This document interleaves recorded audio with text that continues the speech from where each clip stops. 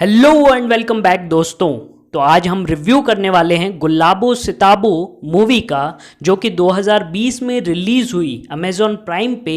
एक drama comedy film है जिसे डायरेक्ट किया है सुजीत सरकार ने, लिखा है जूही चतुर्वेदी ने, और इसमें मेन लीड में हैं सर अमिताभ बच्चन और आयुष्मान खुराना।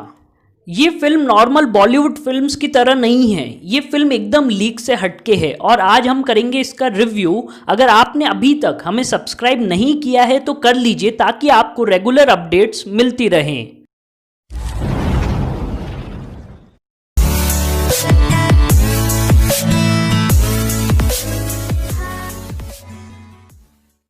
इस मूवी की कहानी की अगर बात की जाए तो मेन लीड में है अमिताभ बच्चन और आयुष्मान खुराना। अमिताभ बच्चन का जो कैरेक्टर है वो एक हवेली फातिमा महल का मकान मालिक है, लैंडलॉर्ड है, और इस हवेली में रहते हैं बहुत सारे किराएदार और वो रह रहे हैं 20-25 सालों से उसी हवेली में। जब से उनके पिताजी ने घर लिया होगा या फिर उनके दादाजी ने वहाँ पे रहना शुरू किया होगा, तब से वो लोग वहीं पे टिके हुए हैं। अब ये किराएदार आज के टाइम में 2020 जैसे टाइम में किराया दे रहे हैं 20 रुपया महीना। ये लोग ना किराया बढ़ाने को तैयार हैं ना तैयार हैं घर खाली करने को, ताकि अमिताभ बच्चन इस घर को बेच सके और कहीं पे सेटल हो सके। तो इस बात से परेशान है यहाँ का मकान मालिक, यहाँ का लैंडलॉर्ड अमिताभ बच्चन, और वो अलग अलग जुगाड़ निकालता है। कभी वकीलों को बुलाता है तो कभी सरकारी कार्यवाही होगी इसकी धमकी देता है ताकि ये लोग खाली करें घर। और किराएदारों का कैप्टन है आयुष्मान खुराना और उसका पूरा परिवार। आयुष्मान खुराना भी बहुत सारे जुगाड़ लगाता है ताकि उसे इसी हवेली में रहने का मौका मिले बहुत टाइम तक और फ्री में, या फिर अगर ये हवेली बिक जाए तो उसे मुआवजा मिले। तो इसी किराएदार और मकान मालिक की लड़ाई के बीच में होती है बहुत सारी नोक झोंक और आता है बहुत सारा मज़ा। इसके बाद कहानी का क्या रुख होता है, क्या अंजाम होता है, वो तो आपको मूवी देख के ही पता चलेगा। अब बात करते हैं इस मूवी के रिव्यू के बारे में। रिव्यू की बात करें दोस्तों तो सबसे पहला रिव्यू का पॉइंट होना चाहिए एक्टिंग। दोनों मेन लीड ने, आयुष्मान खुराना और अमिताभ बच्चन सर ने, दोनों ने जैसा रोल की डिमांड थी, जैसा रोल लिखा गया था, उसी हिसाब की अच्छी एक्टिंग की। उसके अलावा बहुत ही बेहतरीन अगर एक्टिंग की बात करें तो विजय राज की एक्टिंग बहुत ही अच्छी थी, ब्रिजेंद्र काला की एक्टिंग बहुत ही अच्छी थी, और सब में सबसे ऊपर निखर के जो एक्टिंग आई है वो है सृष्टि श्रीवास्तव की, जो आयुष्मान खुराना की छोटी बहन का रोल निभा रही है इस फिल्म में। रिव्यू का दूसरा अच्छा पॉइंट है सिनेमेटोग्राफी। मूवी को बहुत ही खूबसूरत शॉट्स में शूट किया गया है और लखनऊ की खूबसूरती को बहुत ही बेहतरीन तरीके से इस मूवी में दिखाया गया है।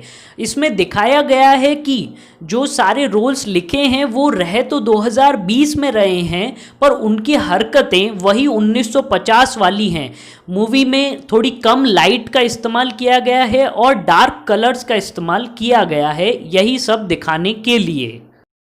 तीसरा पॉइंट जो मैं आपको बताना चाहता हूं दोस्तों, वो मेरी तरफ से एक स्टेटमेंट है। ये मूवी बिल्कुल टॉम एंड जेरी जैसी है। जिस तरह टॉम एंड जेरी हमेशा लड़ते रहते थे और उनकी लड़ाई कभी ख़त्म नहीं होती थी, ये मूवी बिल्कुल वैसी ही है। मिर्ज़ा जो कि अमिताभ बच्चन है और बांके जो कि आयुष्मान खुराना हैं, दोनों मूवी की शुरुआत से लेके आखिर तक सिर्फ लड़ते रहते हैं। और एक सीन ऐसा भी आता है जहाँ पे टीवी में छोटी बहन टॉम एंड जेरी देख रही होती है। तो आप ऐसा कह सकते हैं ये मूवी टॉम एंड जेरी से इंस्पायर्ड है या उसी की तरह रियल लाइफ पे बेस्ड है। अब अगर मैं बताऊं आपको कि इस मूवी का टाइटल गुलाबो सिताबो क्यों दिया गया है।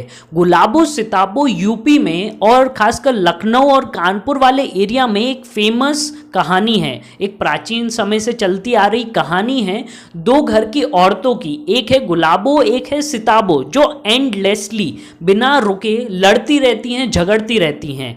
तो इसलिए इस मूवी का टाइटल ये दिया गया है। टॉम एंड जेरी कह लीजिए, गुलाबो सिताबो कह लीजिए, या फिर मिर्ज़ा और बाकी की जोड़ी कह लीजिए, ये सब एक जैसी ही कहानियां हैं और एक दूसरे से इंस्पायर्ड भी है। मूवी की कहानी लाजवाब थी, बेहतरीन थी, उम्दा थी। पर मूवी नहीं चल पाई, मूवी एवरेज ही गई, थोड़ी सी पिट भी गई ऐसा भी कह सकते हैं, क्योंकि मूवी में कुछ नेगेटिव पॉइंट्स थे। उनमें से एक नेगेटिव पॉइंट ये था कि मूवी इतनी इंगेजिंग नहीं है शुरुआत से ही। दूसरा नेगेटिव पॉइंट, मूवी ड्रैग करती है, आपको खींचना पड़ेगा मूवी को उस पॉइंट तक लाने के लिए जब आपको मज़ा आने लगे। तीसरा पॉइंट, मूवी में ह्यूमर की बहुत कमी है। मूवी का वैसे तो जॉनर कॉमेडी और ड्रामा है, पर अच्छा ह्यूमर इस मूवी में नहीं देखने को मिला। चौथा और शायद आखिरी नेगेटिव पॉइंट, इस मूवी का म्यूज़िक उतना अट्रैक्टिव नहीं है, उतना अच्छा बनाया नहीं गया है कि वो आपको कैच कर ले, आपको इंगेज कर ले मूवी की स्टोरी के साथ। तो दोस्तों यही था मेरा इस मूवी का रिव्यू। और आपको एक प्लस पॉइंट और बताता हूँ, अगर आप इस मूवी में कुछ सबसे ज़्यादा इंजॉय करोगे तो वो होगा बेगम का कैरेक्टर, जो कि अमिताभ बच्चन मिर्ज़ा की बीवी बनी है इस मूवी में।